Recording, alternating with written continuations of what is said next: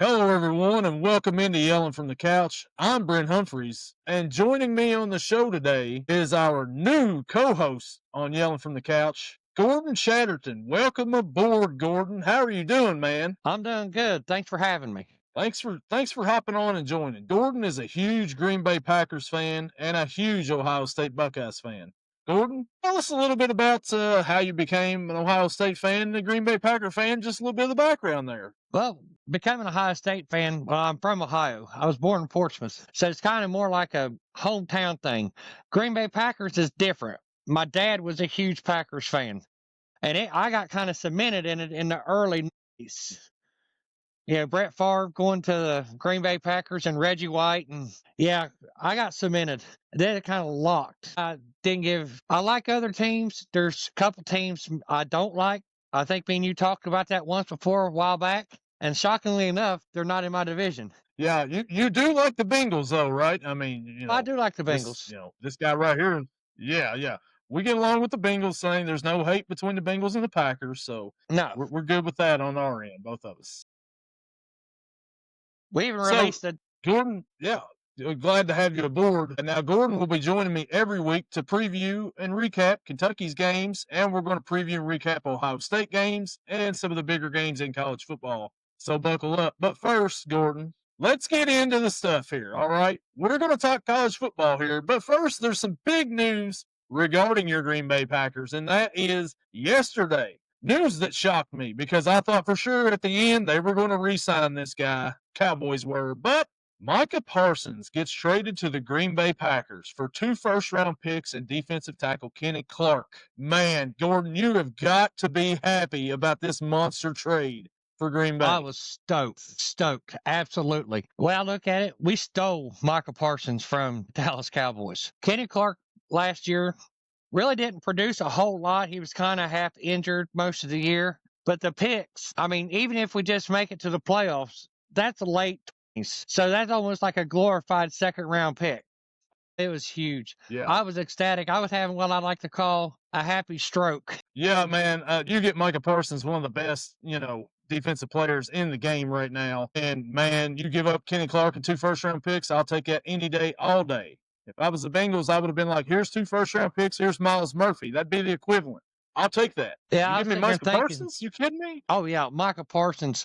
He could have, if they would have done that earlier, like around before the draft, they could have probably got a ton. They definitely would have. I mean, they got a Herschel Walker Hall if they'd have done it then. Yeah, they definitely would have, like they did before. And maybe Jerry Jones, people may be calling him a genius once again. But instead, they're calling him a, old senile man who doesn't know what he's doing, which, seems like the case. More often than not. What do you think the Packers will do this year with Micah Parsons over there on the defensive side? How do you think the season's going to go for him? Before, I was like, I can see our team going 10-7. Now I think we can go 13-4. Yeah, he makes a big difference over there for sure on that side of the ball, especially, with that division. I think that division's going to be down this year, relatively speaking. Now, I thought for sure Minnesota's taking a step back. Detroit's going to take a little bit of a step back. Chicago may take a step up, but Green Bay now, they're coming on. Yeah. Well, switching gears now, that's our NFL little, it was perfect timing. We planned on Gordon coming on the podcast here, and the day before, the biggest trade in the NFL in recent memory happens, and it was to his team. So perfect timing. We planned that out great, Gordon. Yes, we did. I'm going to be giggling switching all day, gears. So. I would be too if I just got Micah Parsons for a bunch of picks that nobody knows if they're even going to pan out, So switching gears, we'll head back to the college game now, which is what we'll cover on these editions of the podcast. And let's talk about a big game on Saturday, and that is the number 1 Texas Longhorns traveling to Columbus to take on the defending national champs and the number 3 team in the land, the Ohio State Buckeyes. Gordon, how are you feeling about this game on Saturday? I know you're pumped. Football's back. You got a top 5 matchup, top 3 matchup in the Horseshoe this Saturday. How are you feeling about it? You know what? Be honest with you, I'm not 100% confident. We got a redshirt freshman as a quarterback, as our starting quarterback. Yes, we do have Jeremiah Smith, which has been proven that you can't cover him. The only way you can cover him is with a lasso. Which, they are playing Texas, so they may have those. Yeah, that's kind of why I said lasso. Yeah. I mean, they couldn't. Last year, nobody could cover him with a blanket. So, well, this is a rematch of the Cotton Bowl from last year. The Buckeyes beat Texas on their way to win the national championship, but each team has new faces on both sides of the ball and new faces on the sidelines as well. Both teams lost a ton of talent to the NFL. Buckeyes had 14 players drafted. Texas had 12 players drafted. A ton of talent gone. But these teams, they don't rebuild, they reload, right, Gordon? Oh, yeah. Like you said, though, 14 players. 8 of them was on the defensive side of the ball, and they were 3-year starters. I mean, come on. That's a lot to lose. Yeah. And, there's 11 guys on that defense, so you're losing 8 of them. Yeah. That's a pretty big hit for a defense, especially your first game of the year. You're facing the number 1 team in the land. Yeah, with a Manning as a quarterback. With a Manning as quarterback, yeah. Gone from Ohio State also is the defensive coordinator, Jim Knowles, who took the same position at Penn State. Wow, staying in conference, that's rare. I know. Defensive guy to do that. I know. I couldn't understand that one. He said he wanted a challenge, is what was said. But we did get Matt Patricia, so. Yeah, well, I mean, if you're wanting a challenge, why not go and coach for James Franklin, who would be a challenge because he can't win a big game. So I'm guessing maybe that's his challenge, to try to win a big game for him. I don't know. Good last point. Last year, the Buckeyes ranked first in yards allowed, first in scoring defense, and first in red zone defense. That's a big loss for, like you said, all the players and the coordinator. But you bring in Matt Patricia, and he's got a lot of experience in the NFL, just not a great head coach. He was a good coordinator, but the head coach part, but, he's not good at head coach. What do you think about Patricia? I'm not sure. I guess this year we're going to find out if he's a good defensive coordinator or if he was just good because Bill Belichick was his head coach, the head coach. Because we know he wasn't crap as a head coach at Detroit, and he went to be an offensive coordinator, and he wasn't very good at that. No. And so, we'll see how he is, but he's got experience, and he's got some talent to work with, so we'll see how that goes for him. Maybe so. We'll see how it works out for him. In addition to losing Knowles, defensive coordinator Chip Kelly leaves to go to the Raiders. I think. Did he go to the Raiders? Yeah. Yeah, Raiders. Defensive coordinator of the Raiders. Now, his replacement is former OSU wideout Brian Hartline, who was the coordinator in 2023. What do you think about Hartline taking over as coordinator? Well, considering our best player is a wide receiver, that's actually a really good call. Brian Hartline was a good receiver. He wasn't great. He wasn't like the standout, but he was solid and reliable. He was kind of like that guy that always went to, the check down Charlie, the 10-yard guy for the first downs. He was Mr. Reliable. He didn't drop. Yeah, and he got a little bit of pro playing time in the NFL after that. So, yeah, he made something Miami Dolphins, I think. Miami Dolphins, yeah, that's it. His little brother played quarterback at Kentucky, Mike Hartline, who was decent. He was a decent quarterback there. But those aren't the only changes for the Buckeyes. They will replace quarterback Will Howard, or as we like to call around here, Will Harvard, with redshirt freshman quarterback Julian Just Saying. Saying's a 5-star recruit because, of course, he is. What do you think about Julian Saying, Gordon? I said the verdict's out. If he beat out seniors and juniors, I have a little bit of confidence in him, but I have to say it's just got to be a little bit because Texas has got a good defensive line, and they are going to be gunning for him. They're going to try to rattle his cage. I'm kind of excited to see what kind of poise and demeanor he can bring out. Yeah, he's going to have some help out there, and it's in big-time playmaker sophomore Jeremiah Smith, who had 76 catches, 1,315 yards, and 15 touchdowns, all freshman records at Ohio State. Well, yeah. What else can you say about Jeremiah Smith, right? Oh, my God. You probably say any good thing about Jeremiah Smith, and it's probably not nothing anyone's not said before. He's a freak. He's a freak athlete. Absolutely. And like I said, you can't cover him with a quilt. So, well, last matchup, though, against Texas, Smith had 1 catch for 3 yards. I think he's probably licking his chops to get out there and have a huge game this go-around. Yeah, I think they were trying to – I think what was is they was bracketing him with 3 people. I mean, I still think if they would, Will Howard would have threw the ball up in the air, he'd still been the one come down with it. But well, why do that? If they're putting 3 on him, there's someone going to be running wide open, and that's kind of what they did. You still had Cornell Tate. You still had a Micah Parsons. I mean, you still had weapons out there to throw to last year. So, I mean, even if they focused all their attention on Smith, there was them other guys too. Yeah. And Ohio State still came out with the wins, even though he had 1 catch, 3 yards. Maybe personally he's looking for revenge, but it kind of helped. It worked out in their favor last year. Oh, yeah, most definitely.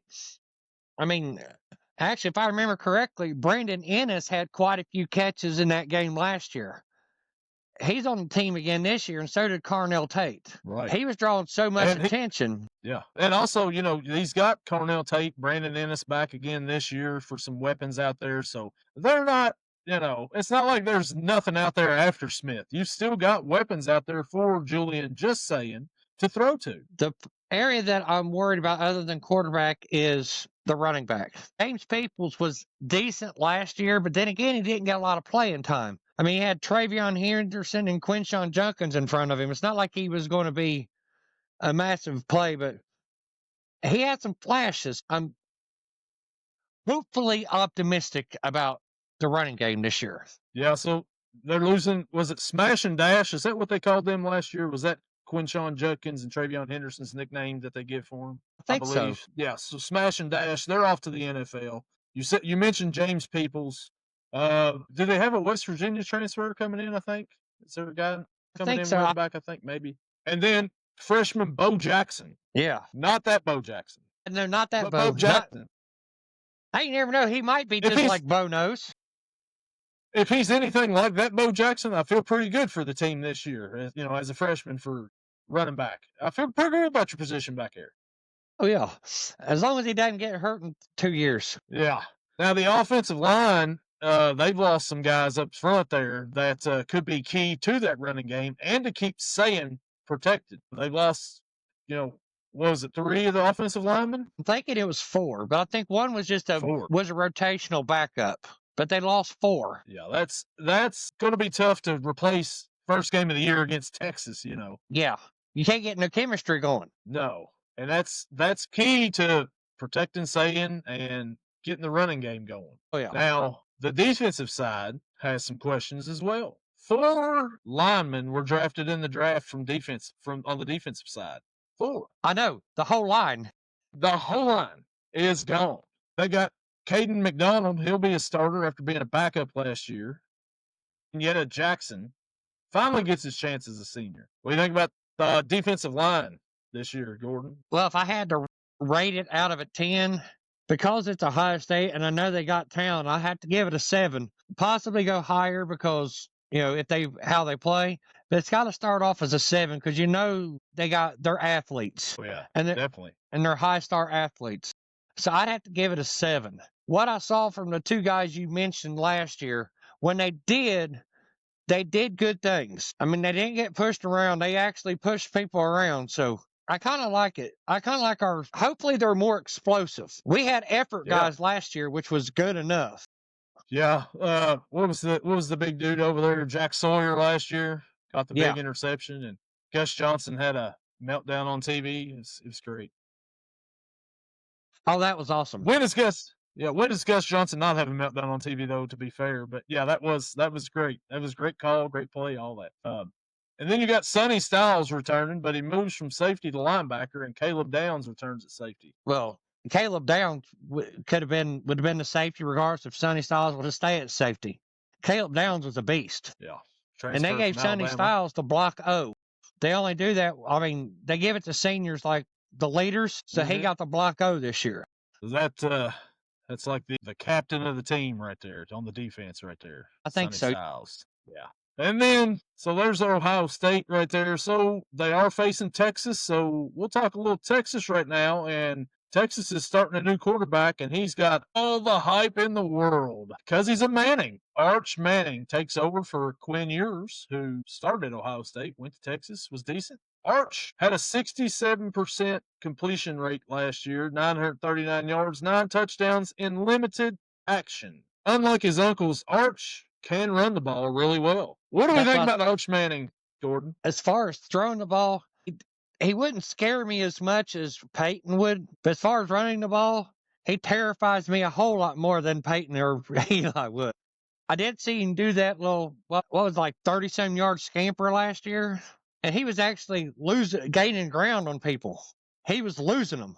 That bothers me. I don't like that. Yeah, especially with that last name Manning. Yes. Yeah, he needs didn't expect that.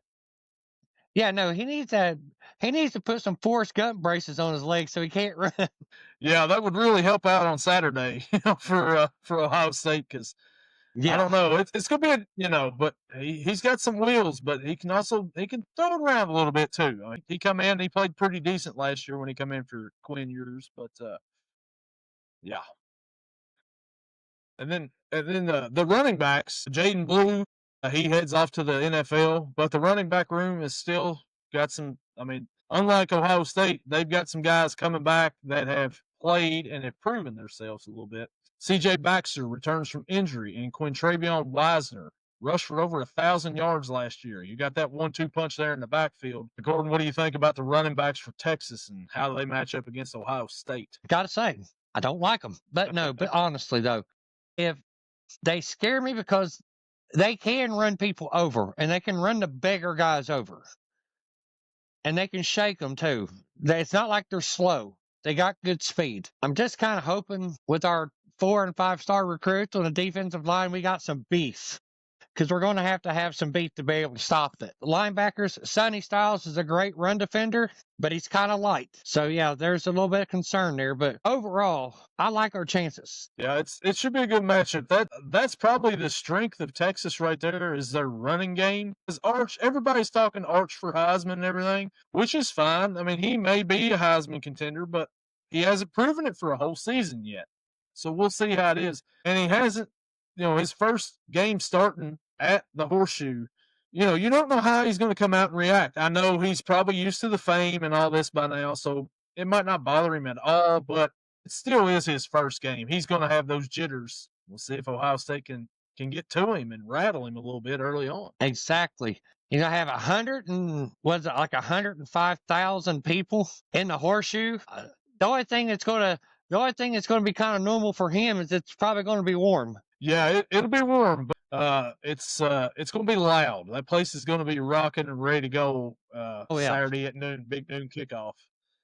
Our receiver Ron Wingo is back this year, and DeAndre Moore for the wide receiver group. Anybody special over the wide receivers? I know your Packers drafted Matthew Golden, a former Texas receiver, in the first round. Yes, the Packers took a wide receiver in the first round. Yes, finally. They never do that, hardly ever. Gordon, what do you think about the wide receivers for Texas this year? I think Ringo is probably the best receiver they got right now, as far as what I saw from last year. I like his route running. He's got good speed. His route running is, I would say, probably an 8 out of 10. He's very good at being where he's supposed to be, but as long as I got Caleb Downs in the back there, I'm okay with that. And then the offensive line for Texas, they also are rebuilding, much kind of like Ohio State is. So that's also, that also plays a key into protecting Arch and the running backs. But with a team like Texas and a team like Ohio State, you lose all that talent. Like I said, you don't rebuild, you just reload. And that's what both of these teams have done. So, I mean, the battle of the offensive line for Texas and the defensive line for Ohio State, it's going to play a key part in this game for sure, with both of them being inexperienced. Oh, yeah. Or not as much experience as before, right? Right. There's going to be a little bit of a learning curve for cohesion, but... And then on the defensive side, Texas, they've got linebacker Anthony Hill over there. What do you think about Texas's defense? Considering who they lost last year, or lost as far as their talent wise, I'd say it might be as good as it was last year, but I think it's going to take a step back. Yeah. I think so too. I think they might drop a few spots as far as their national ranking on defense. I mean, Ohio State's going to take a couple steps back too, but right. Yeah, I think by the end of the year, though, they'll both be up pretty good. Maybe not like last year, but I think they'll both end up pretty decent on the defensive side and offensively. So Yeah, go ahead. No, I just don't. I said, they lost 2 edges from Texas last year in the draft because, of course, my team drafted one of them. I think it's going to actually hinder them a little bit because they were really good. Yeah. And once again, there's another key battle is the Texas defensive line and the Ohio State offensive line. With once again Right. the same. I mean, both sides, both teams' offense and defensive lines. Those two are going to be battles that are probably going to be keys to the game, big keys to the game. And whoever can win those battles is probably going to win the game. Absolutely. I have faith in my boys, though. Not 100%, but I got faith. So your Packers, they just drafted all the Texas players from last year. They must have really liked that team. Must have. I was wanting them to draft a guy from Ohio State, but they didn't do it. Pittsburgh drafted him before we could get him. Pittsburgh, yeah. So, I think I know who you're going with in this, but I'm going to ask anyway. The Buckeyes right now, as we sit here, are a 1.5 point favorite. Who do you got, Gordon? I'm going to take Ohio State by 4. Right. So this is kind of hard for me. Texas #1 team. They've got some people back. Ohio State, they've lost a lot on defense, as you mentioned, but this is in the horseshoe. This is early in the season. Ohio State hardly ever loses in the horseshoe. What have they lost, like 3 games in the last 10 years or something like that at home? It's crazy. Something like that, maybe. Yeah, I think you're right. I'm going to go with this one here. Man, I'm going Ohio State as well. I think Ohio State wins by a field goal. This is going to be a heck of a ball game to start off the college football season. I don't care about Boise State and Southern Florida playing last night. I don't care about Cincinnati and Nebraska playing last night. I don't care about Iowa State, Kansas State last Saturday in Ireland. This is the official kickoff to college football. It's Saturday, and it gets kicked off in the horseshoe with the Ohio State Buckeyes defending their national championship to win against Texas, Arch Manning, and the #1 Longhorns. Give me the Buckeyes, Gordon, to win by a field goal. Hey, we're pretty close there. I predicted 4 because. So they're having the big noon kickoff, right? And I guess Fox has a deal with the Barstool guys, right? What are your thoughts on them not letting Portnoy allowed into the stadium? Did you see that? I'm sorry, what was that? Did you see that news? So the Barstool guys, they have a deal now with Fox Sports. And in that, during the big noon kickoff, the guy from Barstool, Dave Portnoy, he's a big Michigan guy, right? Yeah. And he's supposed to be on the big noon kickoff. But Ohio State, I guess, has banned him from being inside of the horseshoe during the big noon kickoff. What do you think about that? Is that just rivalry just continued or what? Oh, no, that's 100% rivalry.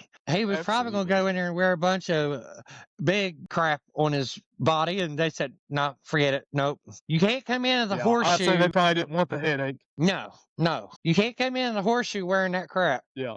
I'd say that was a big part of it there. But I just seen that story, and I'm like, man, it's just the rivalry continues. It doesn't matter if it's the first game or the last game. That rivalry is 365. Oh, yeah.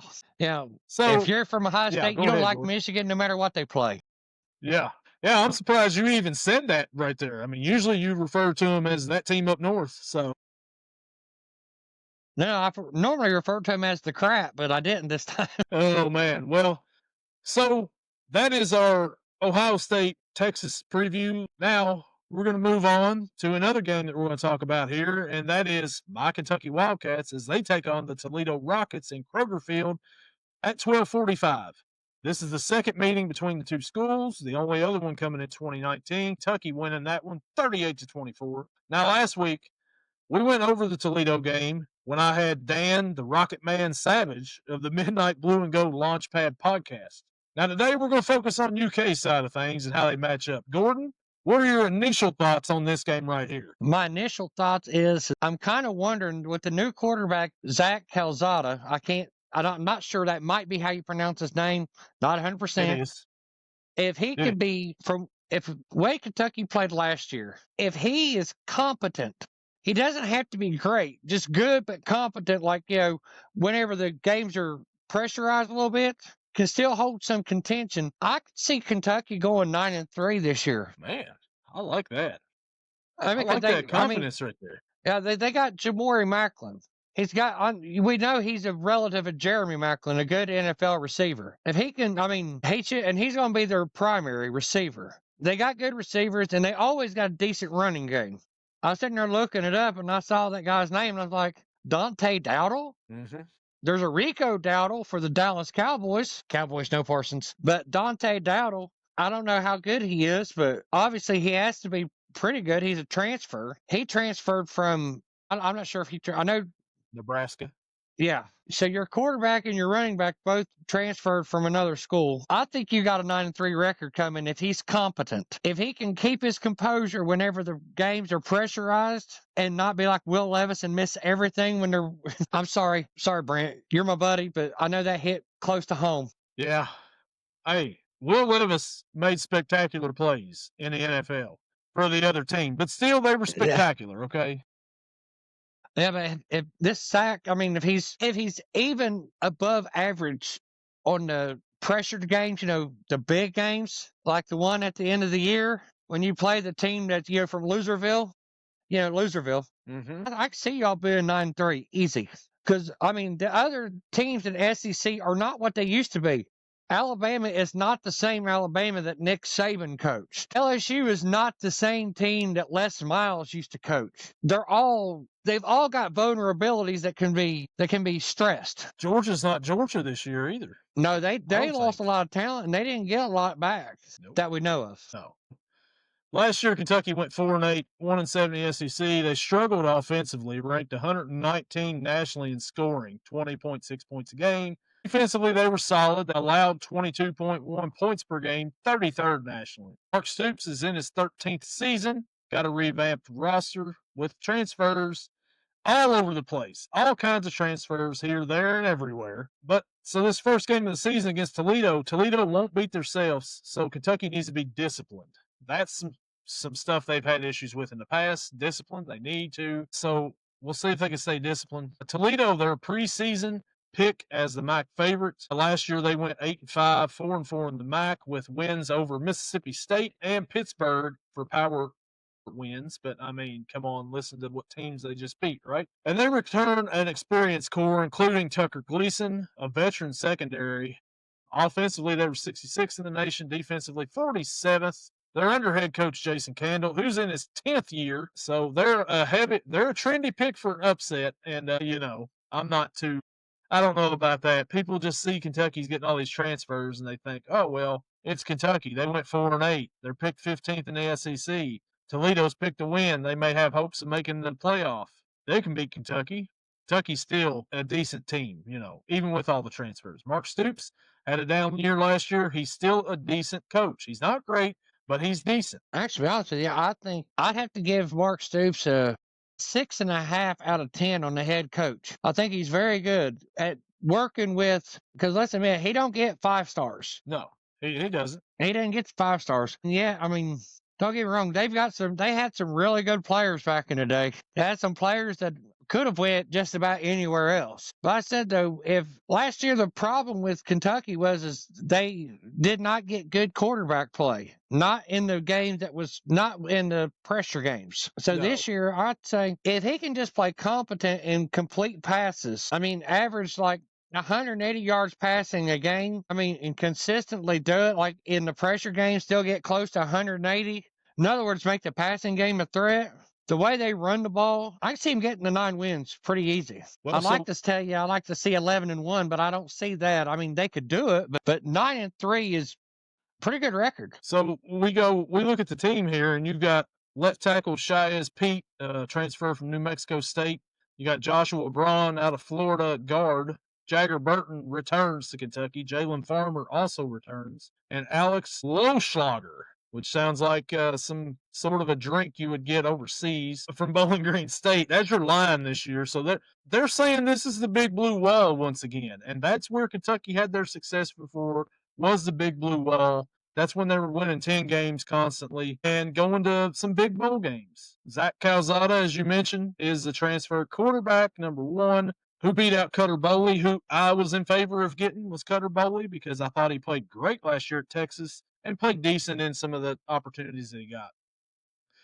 Running back Dante Dowdle from Nebraska. Seth McGowan is the other guy from New Mexico State.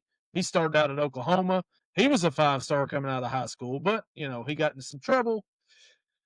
So I like the running backs. I think that they've got, if they can get good, if they can run the ball like they did when they had Benny Snell, Chris Rodriguez, and all them guys, it's going to be a good year. I can see your 9 wins there. Yeah, I said most time if the running game is, I don't never have an issue. I don't ever think they're ever going to have a problem with. But it's the quarterback. If he can't complete passes to these receivers, then they just focus on the running game, and that's where the issues for Kentucky has been the last 2 or 3 years. Yeah, Calzada's still got to hit his receivers, and he's got some weapons out there. As you mentioned, Jamori Macklin. He's in his second season at Kentucky. And then you've got Hardley Gilmore, who transferred and came back.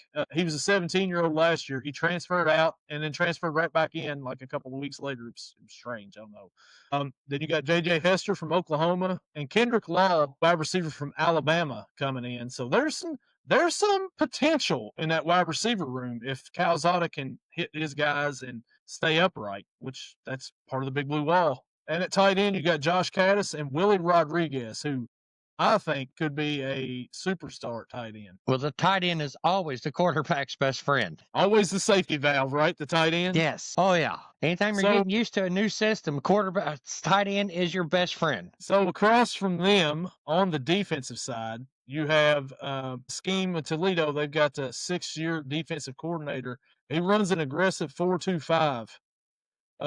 You've got secondary, got some NFL potential back there. Safety Emmanuel McNeil-Warren and Avery Smith. And so it'll be interesting to see. They run the 5 DBs back there, how they'll handle Kentucky's offense. No, I did not know that. I'm glad you brought that up. Defensive coordinators running base nickel is really rare anymore in college. I mean, there's kind of a nickel of 3-3-5, which was what West Virginia used for a long time. But a base 4-2-5 is very rare. You don't see it very often. More likely they go with a 4-3 or sometimes a 5-2 because they definitely want to stop the run. Wow.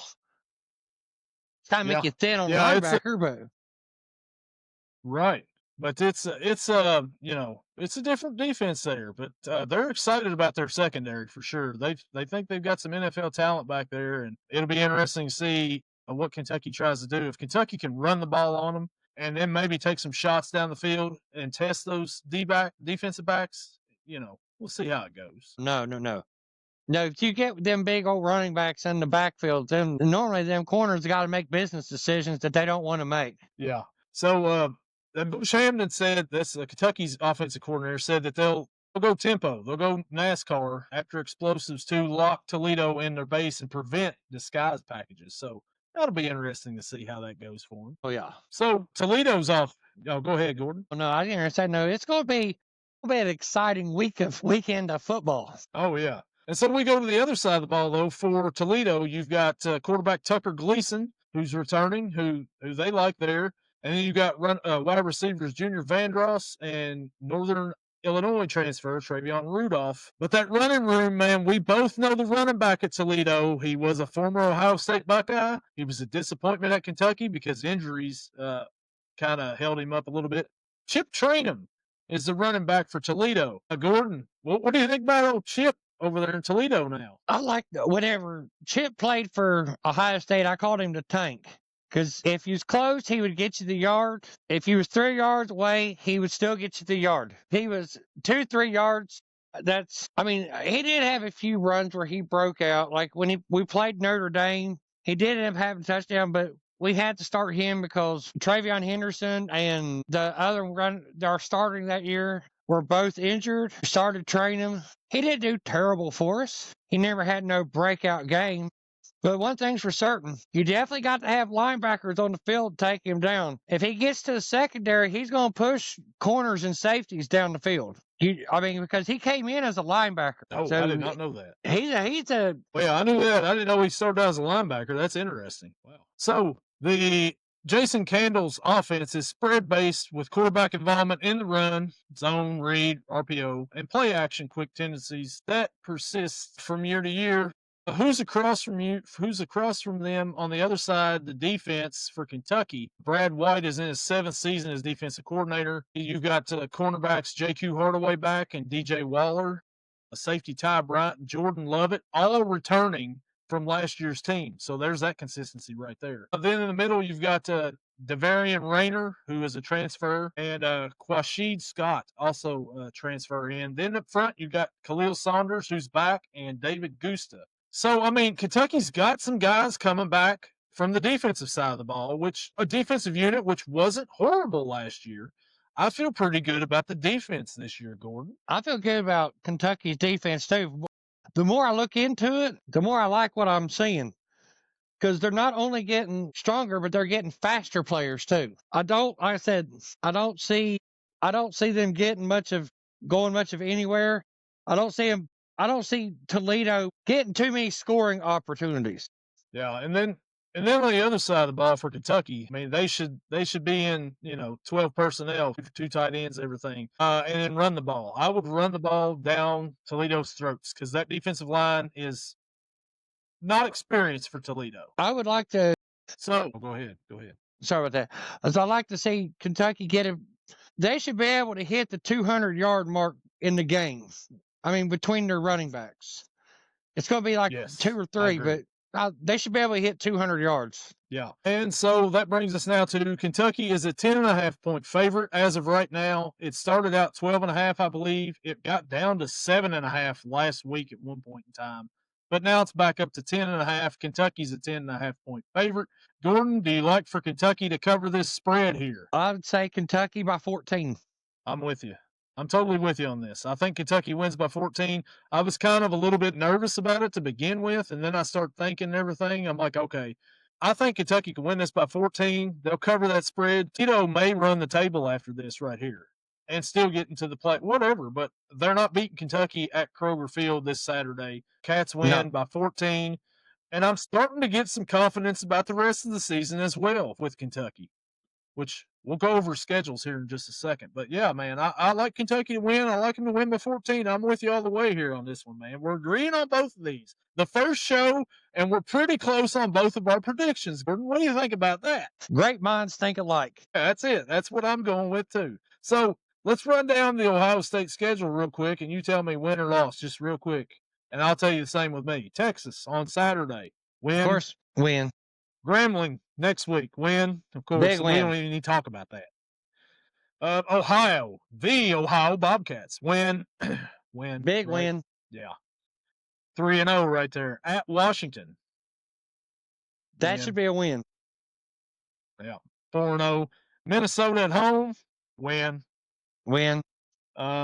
Illinois on the road. That's actually tougher than what you think. They got good secondary. That's going to be closer than what you think, but I think Ohio State wins. I think so too. Is it Brent Bielema? Is he the coach up there? Yeah. That's all you need to tell me. Ohio State wins. Next, at Wisconsin. Another good game. Of course, now all this is subject to how the quarterback plays.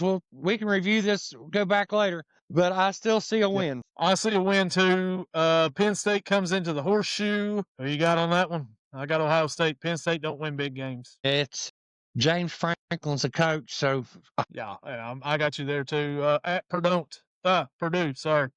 So yeah, Purdue is who they play after that, and I got them winning that. I'm sure Gordon's got them winning that too. UCLA, I got Ohio State winning that. Rutgers, I think they win that, and then at Michigan, it's at Michigan once again. They've got them 3 years in a row. Eventually, you've got to beat Michigan, right? Ryan Day's eventually got to beat Michigan. All right, Gordon's back here. So I said I had Purdue as a win, UCLA as a win, Rutgers as a win, and now we're down to Michigan at Michigan. What do you think? You agree with me on all them? Purdue, UCLA, and Rutgers wins? Now, what about Michigan? This has got to be the year, right? He's got to beat him this year. Absolutely has to beat him this year, I think. So we both got him winning that. So we'll move on here real quick, and we will hit. So, yeah, I'm with you on that. Like I was saying, he's got to beat him eventually, so I think this is the year. Yeah. So now we'll go over Kentucky's schedule real quick, and we'll start off. We both got him beating Toledo. Yeah. Then Ole Miss comes in next week. Who we got in this one? Ole Miss coming to Kroger Field after Kentucky beat them last year. What do you think? Right now, as I want to see how that quarterback plays, but Jackson Dart's not there no more, and he's not walking in the door. I'm going to take Kentucky on that one. Now, of course, that can all change. If we both look at Kentucky and Calzada plays like garbage, we'll say, well, no, they need to switch it, and we're not sure no more. But right now, we'll say they should have him by 2. I think Kentucky can win this game, and I thought the whole offseason that Kiffin's going to get his revenge and all this and that, but I'm talked myself into Miss has lost a lot too. It's not just Kentucky. So I think Kentucky can pull off the win at Kroger Field.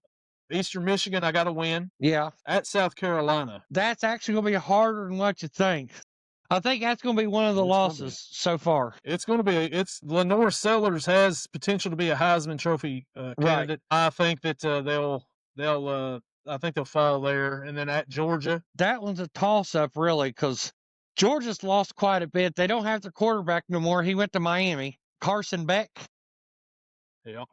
He went to Miami. I think that'll be a loss at Georgia. It's just tough. But Kentucky plays them good even when they are a great team. By all accounts, if the competent quarterback, they should be able to beat Georgia.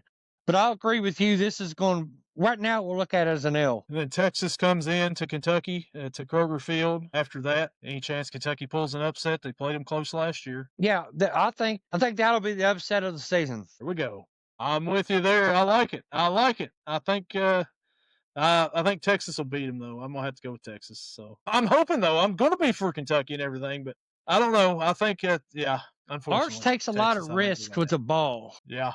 And Kentucky's got that secondary that's got some, experience back there. Oh, yeah. So. Then we've got Tennessee at home. Give me the Cats. We ain't going for those low-down, dirty, snitching Tennessee balls. No way. We blew them out last year. Yeah.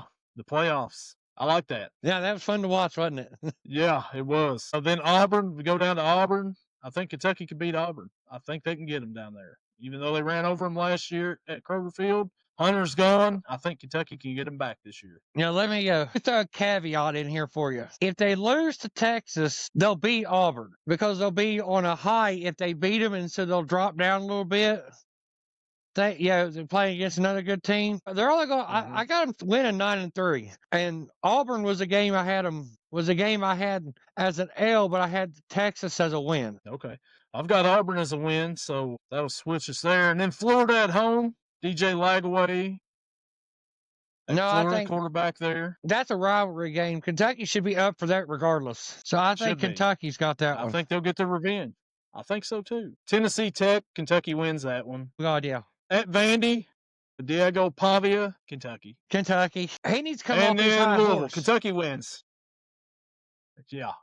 Yeah, Kentucky's going to beat Loserville. Diego Pavia is going to come back down off of his high horse this season. He's going to have it's L's down in here. Yeah. Kentucky wins that game for sure, but Pavia is definitely not going to be – he's going to come back to reality a little bit. No, he surprised a few teams last year. They wasn't expecting that. So it's easy to play good when they're not ready for you. Yeah, he surprised Alabama. It's how do you play when everybody knows what you're going to do? Yeah, that'll be the big key for him there. But yeah. So another big matchup Saturday, LSU Clemson. They're a top 10 matchup. Who you like in that game? I like Clemson. It's going to be in South Carolina. I'm with you. I think Death Valley Jr. is going to reign over on the people from Death Valley. That's what. It's the battle of the Death Valleys. Yeah, that's what Kelly called Clemson. Said Death Valley Jr. Little Death Valley. I don't think Brian Kelly should be talking smack to anybody in the first week of the season because he's 0-3 so far as an LSU coach against top teams in the first game of the season. So, well, he's really talking smack regardless. So hey, it's funny though. Yeah, it is. Oh, it's real funny, but it's also funny when LSU goes out there and blows it. So lays an egg. And then Sunday night, you've got Notre Dame and Miami, another top 10 matchup. Who you like in that one to begin the season? Carson Beck starts at quarterback for Miami. Notre Dame. Carson Beck does not impress me. Me either. He doesn't impress me the whole time. No. Dude looks like he just rolled one up, smoked it right before the game every time. I'm going with Notre Dame in this one too. So, those are the top matchups of the weekend. There's a lot of college football. Football is back, Gordon. I'm pumped. I'm excited. I'm ready. I can't wait for this season to get started. And next week when we get on here and talk, we can actually talk about some games that happened and not about games that's going to happen. What do you think, Gordon? That'd be awesome. Oh yeah, And you say we'll just dissect those games. yeah, absolutely. Be good to get something on film here so we can talk about. But man, that'll do it for us this week. Gordon, do you have anything else you'd like to add on this show before we hop off of here? Go Pack, go! Pack, go Hooday, and go Cats! And we will catch you all next week with our college previews. Gordon, thanks for joining us, man. We'll catch you all next time. See you next week.